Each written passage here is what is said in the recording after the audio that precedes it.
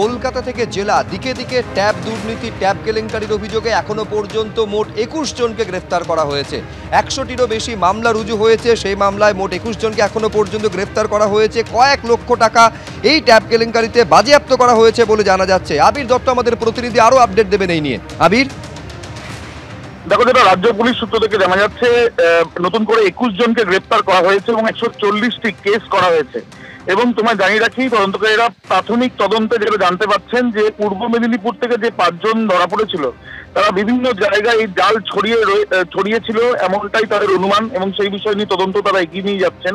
অন্যদিকে ঝাড়গ্রাম, আসানসোল, উত্তরবঙ্গের একাধিক জেলাতে বেশ কয়েকজন লুকিয়ে থাকতে পারে যারা এই চক্রের সঙ্গে জড়িত মনে করা হচ্ছে এবং তাদের খোঁজও করা হচ্ছে।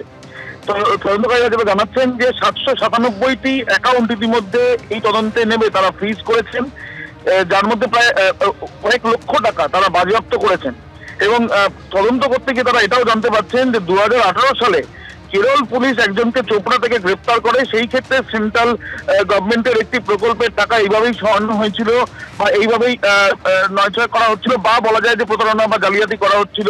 যে বিষয় কেরল পুলিশের তরফ থেকে ওই ব্যক্তিকে গ্রেপ্তার করা হয়েছিল।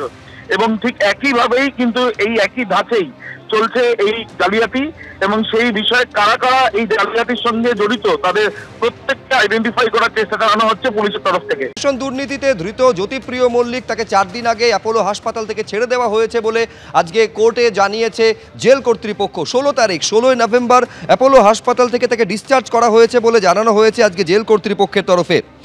ভিডিও কনফারেন্সে আদালতে হাজির করানো হয় রেশন দুর্নীতিতে ধৃত প্রাক্তন খাদ্যমন্ত্রীকে। জ্যোতিপ্রিয়র আইনজীবী উপস্থিত না থাকায় আজ শুনানি হয়নি।